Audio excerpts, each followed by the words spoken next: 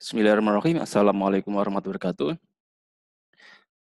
Selamat datang anak-anak mata kuliah Kriminologi kelas C.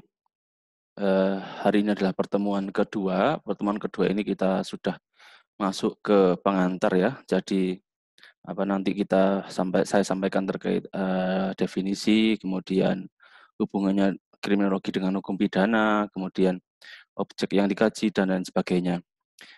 Perlu diketahui nanti selama perkuliahan kriminologi, kalian sebisa mungkin banyak baca berita-berita soal kejahatan, berita-berita baik di media elektronik maupun di media cetak. Saya yakin kalian lebih dekat dengan media elektronik sehingga banyak-banyaklah membaca berita-berita di baik di detik.com, kompas.com dan lain sebagainya, ada jawas.com dan lain sebagainya. Karena sebenarnya dengan cara seperti itulah kemudian cara seperti itulah kemudian kita nanti akan mengetahui bagaimana sih kejahatan itu di masyarakat. Next. Kaitannya dengan kriminologi, baik hukum pidana maupun pidana. Ini adalah suatu kesatuan ya. Kriminologi kaitannya dengan hukum adalah kriminologi berusaha untuk menentukan ya mana-mana perbuatan yang dianggap jahat di masyarakat, dianggap tercela, yang kemudian itulah yang masuk menjadi hukum, kemudian dikhususkan dalam hukum pidana. Di hukum pidana kita mengatur soal perbuatan mana yang dilarang, kemudian perbuatan mana yang dapat dipidana, dan berakhir pada soal pemidanaan atau pidana atau pemberian penderitaan. Nah, kriminologi dan hukum pidana tidak dapat dijauhkan atau tidak dapat dilepaskan karena tanpa kriminologi, hukum pidana itu sebenarnya buta. Perbuatan apa sih yang dilarang? Ya, sayangnya memang eh, kita mewarisi hukum Belanda dalam bentuk salah satunya adalah KUHP itu yang di dalamnya salah satu contoh pasal 362 adalah larangan terhadap pencurian. Kemudian 338 larangan untuk mengakibatkan matinya orang atau membunuh orang dan lain sebagainya. Sehingga dan kita sepakat bahwa kemudian perbuatan-perbuatan yang ada di dalam KUHP itu sebagian ya, yang ada di dalam KUHP itu kemudian memang kita anggap jahat, kita anggap tercela sehingga layak untuk dijatuhkan pidana terhadap orang-orang yang melakukan perbuatan tersebut. Kemudian kaitannya juga dengan mala inse, perbuatan jahat atau celah. Tidak semua sebenarnya perbuatan tercela itu masuk ke dalam hukum pidana kita. Ada kemudian kita melirik orang lain saja, melihat orang lain saja dalam tempo cukup lama, maka kemudian bagi orang yang kita lirik, yang kita lihat itu adalah perbuatan yang tidak baik. Tapi apakah dengan melirik ini masuk kepada hukum pidana kita, masuk pada perbuatan yang dilarang? Tidak. Ya, sehingga tidak semua perbuatan tercela, perbuatan yang tidak baik itu masuk dalam hukum pidana kita. Karena cukup berbahaya apabila semua perbuatan tercela itu masuk ke dalam hukum pidana kita. Kemudian berikutnya mala prohibita, perbuatan jahat yang diatur undang-undang. Nah, setelah mala inse secara umum ada banyak, maka kemudian difilter masuk ke dalam undang-undang. Ya, ini sesuai dengan apa yang saya sampaikan barusan tadi, bahwa kemudian tidak semua perbuatan jahat atau cela itu dapat masuk ke dalam bentuk undang-undang. Tergantung kesepakatan masyarakat kita masing-masing, apakah dimasukkan ataukah tidak. Kemudian kaitannya kriminologi dengan kejahatan adalah sangat erat, karena kriminologi sendiri adalah ilmu yang mempelajari soal kejahatan, bukan soal bagaimana kita berbuat jahat tidak, tetapi bagaimana kemudian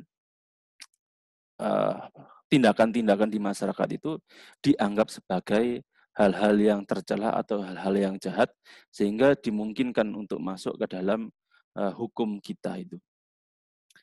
Next. Apa itu kriminologi?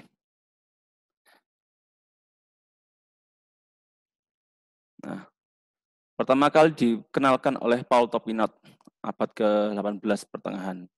Kemudian secara etimologis berasal dari kata krimen, berarti kejahatan atau penjahat, dan istilah logos berarti ilmu, ilmu yang mempelajari tentang kejahatan. Kemudian Bonger mengatakan menyelidiki gejala kejahatan seluas-luasnya. Perhatikan ya, seluas-luasnya. Kemudian Sutherland, keseluruhan ilmu pengetahuan yang bertalian dengan perbuatan jahat sebagai gejala fenomena sosial, sehingga kriminologi mencakup proses pembuatan hukum, pelanggaran hukum, dan reaksi atas pelanggaran. Ada 3 titik menurut Sutherland ini adalah pembuatan hukumnya, kemudian ada orang yang melanggar, jadi setelah hukum itu dibuat, ada orang yang melanggar, dan kemudian reaksi atas pelanggaran itu, bagaimana kemudian hukum itu ditegakkan. Saya pikir Bonger sama Sutherland sama, karena Bonger menyebutkan seluas-luasnya. Artinya Bonger ini frasa yang digunakan, pengertian yang digunakan ini mengikuti perkembangan zaman. Karena kejahatan seluas-luasnya itu bisa dalam bentuk kemudian terkait bagaimana penegakannya. Bisa juga dalam bentuk terkait kenapa orang berbuat jahat, ya, sebab musabab. Bisa jadi dalam bentuk bagaimana kejahatan itu dilakukan. Kemudian bisa jadi dalam bentuk kejahatan dan peradaban, ya, kejahatan yang bertemu dengan soal-soal peradaban. Pak Almudikdo, ilmu pengetahuan yang mempelajari kejahatan sebagai masalah manusia. Ini lebih kepada erat kaitannya dengan sosiologi ya. Karena namanya masyarakat itu, sosiologi adalah ilmu yang mempelajari masyarakat ya. Masyarakat itu pasti ada yang kemudian timbul problem-problem di sekitarnya itu. Karena ada yang miss ya, ada yang terlepas, sehingga kemudian yang terlepas ini menciptakan gejala-gejala yang negatif dan kemudian dianggap sebagai, maaf ya bahasa yang kasar, adalah sebagai sampah masyarakat itu. Atau kalau dalam kriminologi dianggap sebagai yang jahat itu. Next. Thorsten Selin, kejahatan sebagai gejala sosial di masyarakat, saya pikir sama seperti di atasnya ya. Kemudian bagaimana sejarah kriminologi? Kriminologi pada dasarnya, kalau kemudian kita menganggap perbuatan tercela, maka jangan kita kembali ke abad 17-18. Tetapi kita kembali kepada perbuatan yang mungkin dianggap tercela. Yang pertama, pembunuhan pertama adalah putra Adam, ya, Kobil yang membunuh Habil. Ya. Kemudian berlanjut ke seterusnya sehingga kemudian sampai pada saat ini. Ya, tetapi saya tidak boleh mengatakan, bahkan saya tidak mau menyebut bahwa Nabi Adam itu ketika di surga memakan buah kuldi adalah sebuah kejahatan, tidak. Ya, karena itu di surga saat itu. Tetapi yang disebut kapan sih kemudian kejahatan pertama kali dilakukan, maka itu adalah putra Adam, ya, kepada saudara yang lainnya itu. Nah, berikutnya Quetelet. Nah, ini perlu kita garis bawahi ya. Dia membuktikan bahwa kejahatan adalah fakta kemasyarakatan.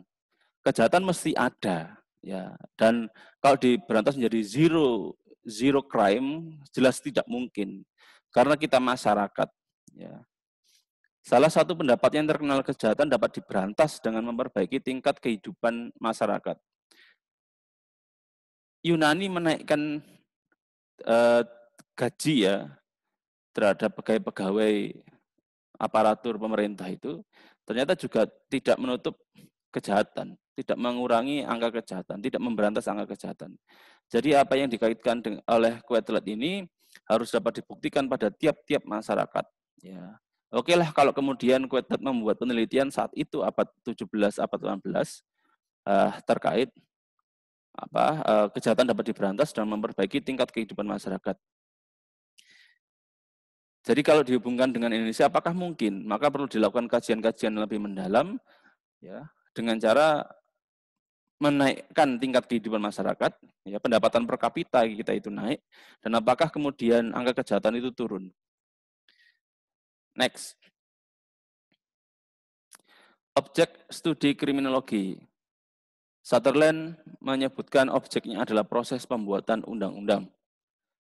Tentu pihak legislatif ketika membuat undang-undang itu secara normal ya, dia harus melihat keadaan masyarakat. Dia harus membuat undang-undang berdasar pula dari aspirasi masyarakat.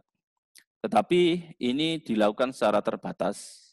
Ya, tidak boleh dan tidak bisa kemudian seluruh aspirasi itu kemudian ditampung dan tanpa diolah kemudian dibuatkan undang-undang. Ya. Karena legislatif itu kan mewakili kita, mereka itu juga orang-orang yang berpikir sehingga harus dipikirkan pula dampak-dampaknya. Kemudian pelanggaran dari undang-undang tersebut. Apakah kemudian undang-undang yang dibuat itu sudah sesuai dengan yang seharusnya? Ya, jangan-jangan undang-undang dibuat berdampak kepada ketidakselarasan dengan keadaan-keadaan di masyarakat dan menimbulkan malah in prohibita yang lain, ya, menimbulkan banyak pelanggar-pelanggar yang lain, ya. Reaksi terhadap pelanggaran undang-undang tersebut. Atau dengan kata lain, objek studi kriminologi terbatas pada apa yang telah ditentukan dalam hukum pidana atau hukum tertulis. Ya, sifatnya ini lebih terbatas pada hukum yang tertulis. Tadi saya sampaikan reaksi terhadap pelanggaran undang-undang itu adalah bagaimana kemudian penegak hukum bertindak untuk kemudian menegakkan undang-undang atau hukum yang telah dibuat. Berikutnya, Thorsten Seilin dan Mannheim, objek kriminologi diperluas. Tidak hanya perbuatan bertentangan dengan hukum, tetapi juga perbuatan-perbuatan yang bertentangan dengan norma yang hidup di masyarakat. Ini artinya adalah ada pengakuan terhadap hukum adat di masyarakat atau hukum yang hidup di masyarakat. Next. Nah, ini yang saya warnai merah ini yang perlu dipikirkan ya. Lebih jauh, pandangan baru kriminologi tentang kejahatan oleh Mayer yang kemudian semakin diperluas. Ukuran penyimpangan perbuatan diukur dari besar kecilnya kerugian atau keparahan sosial yang ditimbulkan. Jadi, orang berbuat jahat, orang berbuat tercela, tentu menimbulkan dampak, dan dampak itu baik besar ataupun kecil, yang nantinya itu muncul. Maka kemudian hukum melakukan ukuran-ukuran sanksinya itu juga harus berdasar keparahan sosial yang ditimbulkan. Nah,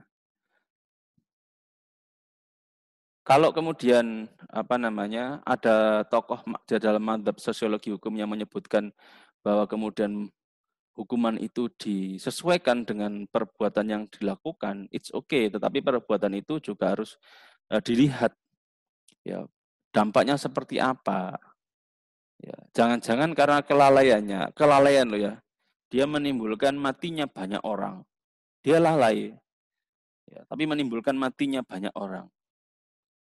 Ya, kalau dibandingkan dengan orang yang sengaja membunuh satu orang, ya, maka mana yang menimbulkan kerugian cukup banyak? Ya. Apakah kemudian kesengajaan itu patut, kalau dalam hukum pidana ya, apakah kesengajaan itu patut untuk dianggap sebagai kesalahan yang dianggap cukup tinggi daripada kelalaian? Maka secara nyata de facto di lapangan itu kemudian dapat menimbulkan, yang lalai ini dapat juga menimbulkan kerugian yang lebih parah, ya, dampak yang lebih parah daripada yang sengaja tadi itu. Sehingga kita sebagai orang hukum nantinya itu harus berpikir bahwa ada suatu ketika kelalaian itu memang harus dihukum lebih berat daripada yang sengaja itu. Next. Kemudian kajian kriminologi yang saya sampaikan adalah yang berwarna merah ya. Saya pikir yang lain mungkin perlu kalian gali tersendiri. Fokus utama kajian kriminologi, arti kejahatan, sifat dan luasnya kejahatan. Mengapa orang berbuat jahat? Nah, ini yang Ini salah satu yang ketika dulu pertemuan satu saya sampaikan, bahwa sebenarnya kita punya DNA jahat. DNA ini bukan kembali kepada, oh orang tua kita jahat. Karena DNA kita berasal dari orang tua kita, maka kita jahat. Enggak. Tetapi DNA ini lebih kembali kepada diri kita sendiri, yang kalau tanpa eh, arahan dari orang tua, ya, yang pertama kali, arahan dari guru, arahan dari lingkungan kita yang baik, arahan dari orang lain yang baik pula, maka potensi kejahatan kita itu tumbuh subur. Kalau tanpa itu tadi ya, tanpa arahan tadi. Makanya kemudian tiap-tiap bayi yang terlahir memang fitrah, dia itu suci dari dosa. Ketika kemudian bayi kemudian batita ya, eh, berbuat yang tercela kepada orang lain, melempar batu ke orang lain, ya, maka ini bebas dari dosa. Tetapi kalau dibiarkan lambat laun ya, maka potensi kejahatannya, potensi perbuatan tercelanya akan tumbuh subur. Sehingga perlu direduksi oleh orang-orang sekitar kita yang baik itu. Kemudian eh, melihat mengapa orang berbuat jahat, ketika anak-anak ujian skripsi itu, dia mencoba mengkaji faktor-faktor kriminologis. Faktor-faktor kenapa orang itu berbuat jahat. Ya, saya tanya, dari mana kamu tahu kalau orang itu berbuat jahat karena dia belum makan? Dari keterangan yang disampaikan oleh polisi, Pak. Ya, ketika proses BAP itu dia menyampaikan. Saya tanya, kenapa kok tidak langsung tanya ke orangnya, ke pelakunya? Ya, kenapa dia berbuat jahat? Dalam tanda tanya ya. Ya, kemudian dia menjawab sekian, kemudian saya kemudian meluruskan, loh, orang kemudian di hadapan polisi akan kemudian berusaha untuk menyampaikan kalimat-kalimat yang setidaknya itu tidak menjerumuskan dia untuk dihukum lebih berat. Sehingga tidak fair kamu tanya kepada penegak hukum terkait mengapa orang itu berbuat jahat. Ya, lebih fairnya adalah tanya lebih mendalam, deep interview kepada pelaku kejahatan itu. Siapa tahu dia kemudian menyampaikan hal lain ya yang belum disampaikan kepada penegak hukum, yang sengaja ditutupin. Nah, kemudian pembinaan penjahat. Ya, kalau di Indonesia tentu kita penjahat warga binaan atau yang dulu penyebutannya adalah narapidana tentu adalah dibina.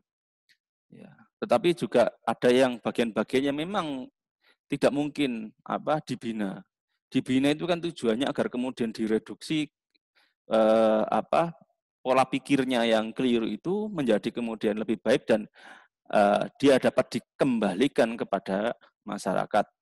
Bagaimana kemudian terhadap mereka-mereka yang tidak dapat dibina, ya tentu mereka yang dihukum mati itu.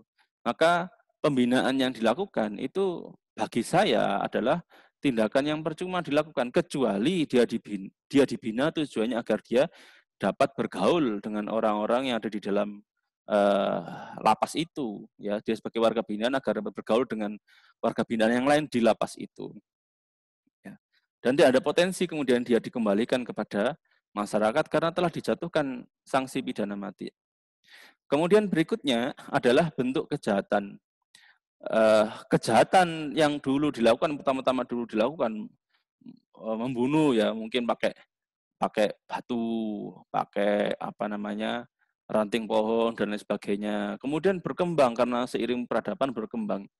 Bahkan yang mengerikan adalah ketika saya pernah membaca cerita mahasiswa yang kuliah di Jepang itu, dia bercerita penelitiannya di geng terkenal di Jepang itu, Yakuza itu ya. Itu mereka membunuh orang, salah satu ya, membunuh orang di agak ngeri ya.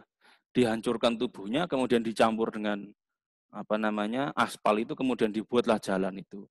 Ya, tentu mengerikan. Ya, saya tidak bisa karena ini online ya, ada di YouTube. Saya mungkin tidak bisa cerita banyak. Kalau di kelas saya ceritakan banyak, termasuk bagaimana geng-geng di Meksiko membunuh geng lainnya yang terkait narkoba itu. Tentu semakin tinggi peradaban, ya, maka bentuk-bentuk kejahatan itu akan juga semakin kompleks juga, semakin rumit juga. Ya. Kemudian akibat dari perlakuan jahat seperti yang disebutkan tokoh di definisi tadi ya, akibat dari perlakuan jahat ini menimbulkan dampak-dampak yang baik baik ringan maupun berat. Kemudian mencegah kejahatan agar tidak terulang. Nah, ini yang menarik ya. Kriminologi dan hukum pidana itu berusaha untuk berkolaborasi agar kemudian kejahatan tidak terulang. Sayangnya terkadang apa yang dipaparkan kriminologi itu, apa yang diperoleh dalam ilmu kriminologi itu tidak sebanding dengan yang ada di undang-undang kita, yang ada di hukum pidana kita. Ya, salah satu contoh. Ini yang menjadi perhatian serius saya itu adalah terkait undang-undang korupsi itu. Ya, siapa sih pelaku koruptor di Indonesia yang sudah dihukum mati? Ada nggak? Sampai detik ini bagi saya belum lihat. Artinya tidak ada. Ya, padahal korupsi adalah salah satu extraordinary crime. Ya, salah satu bentuk kejahatan yang luar biasa. Sehingga dalam penegakannya, dalam pemberantasannya itu juga dilakukan dengan cara-cara yang luar biasa. Salah satunya adalah penyadapan. Nah, karena keluar biasaan itulah, maka kita sebagai orang Indonesia yang merasa punya undang-undang itu harus kemudian merasa ini harus extraordinary. Ya, kita harus betul-betul benci terhadap perbuatan korupsi agar kemudian tidak terulang.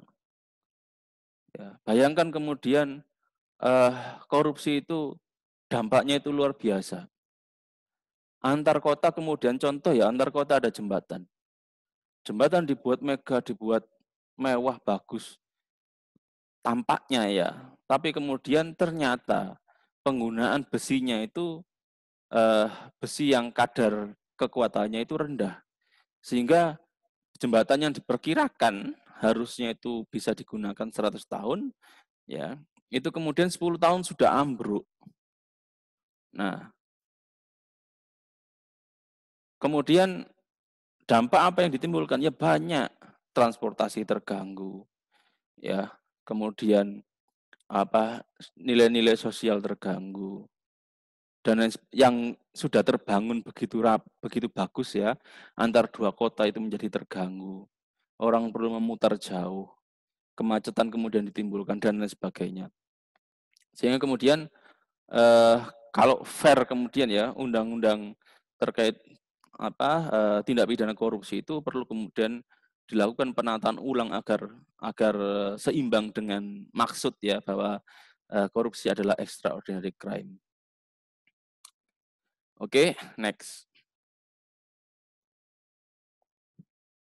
Manfaat mempelajari kriminologi.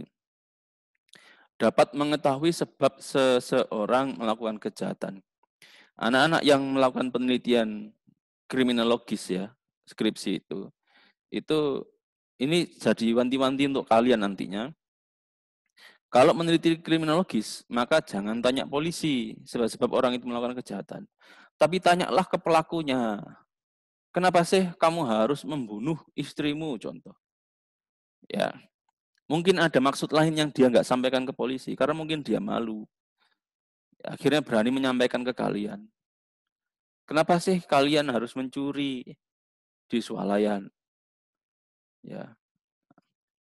Oh ini Pak alasannya, ini Mas alasannya. Nah, maka dengan cara mengetahui langsung dari orangnya, maka kevalitan informasi yang disampaikan itu semakin bagus. Ya. Next. Kemudian memperoleh pemahaman yang lebih baik terhadap penyimpangan norma-norma dan nilai, serta perilaku yang merugikan masyarakat. Artinya adalah kita paham kenapa kok mereka itu menyimpang. Oh, jangan-jangan norma-norma yang kita buat, nilai-nilai yang kita buat itu merupakan nilai-nilai yang tidak pas. Ya, sehingga merugikan masyarakat. Makanya kemudian eh, apa namanya?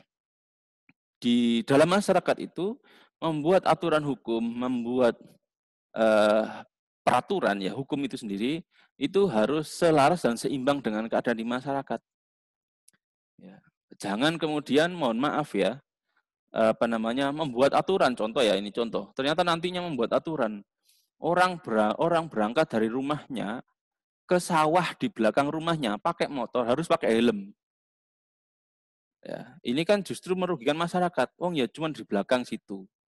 Meskipun senyatanya kecelakaan itu tidak pandang bulu dimanapun. Ya, tetapi artinya yang paling sering terjadi kecelakaan adalah di jalan-jalan besar ketika kita sebagai manusia bersimpangan dengan manusia yang lain di jalan. Nah, makanya hukum itu dicoba diselaraskan. Kalau tidak selaras, maka akan banyak terjadi kejahatan-kejahatan di lapangan. Nah, saya masih ingat di Filipina itu, sebelum ke Filipina, saya pernah melakukan penghitungan ya, terkait pembunuhan yang terjadi di Filipina. Ya, dalam tempo 5 bulan itu banyak sekali angka kejahatan pembunuhan. Tiba-tiba orang, karena di sana senjata itu legal, orang boleh membawa senjata. Itu kemudian orang kita benci orang lain, kemudian saking dendamnya, kemudian ingin membunuh, tiba-tiba di jalan tembak kepalanya. Tapi rata-rata itu kemudian kecenderungannya adalah mudah diungkap di sana. Karena saya sendiri memperhatikan di tiap jalan itu ada banyak CCTV. Bahkan di bandara pun itu tentara itu lewat bawa senjata M16 itu ya, 2 tentara lewat. CCTV banyak bertebaran. Kalau bandara jelas ya, tapi bagaimana di jalan? Di jalan itu kemudian banyak CCTV. Ya, karena kemudian senjata itu legal di sana, maka toko-toko kecil itu ada kayak jeruji. Jadi dia itu kayak apa penjara itu ya. Toko-toko kecil itu pakai ada jerusinya. 7-Eleven atau yang kalau di kita itu swalayan Alfamart, Indomart itu ya, itu mesti ada satpamnya dan satpam itu pakai shotgun. Saya 2 kali masuk 7-Eleven di sana itu mesti ada satpamnya dan satpamnya mesti bawa senjata. Ya, jadi sebegitunya ya di sana itu. Saya nggak bisa membayangkan bagaimana dengan Indonesia kalau kalau senjata itu dilegalkan. Nah, next. Mendapatkan pemahaman mengenai reaksi sosial atas penyimpangan tersebut. Artinya adalah anak-anak yang mempelajari kriminologi harus harus memahami terkait apa penyimpangan-penyimpangan itu, terus bagaimana kemudian mensikapinya. Ya, ada kemudian bagian dari penyimpangan-penyimpangan itu yang memang tidak perlu untuk masuk ranah hukum pidana kita, ada yang memang sangat itu perlu. Ya, next. Saya pikir cukup, selesai ya. Kita ketemu pada video pertemuan ketiga. Dan saya akhiri, wassalamualaikum warahmatullahi wabarakatuh.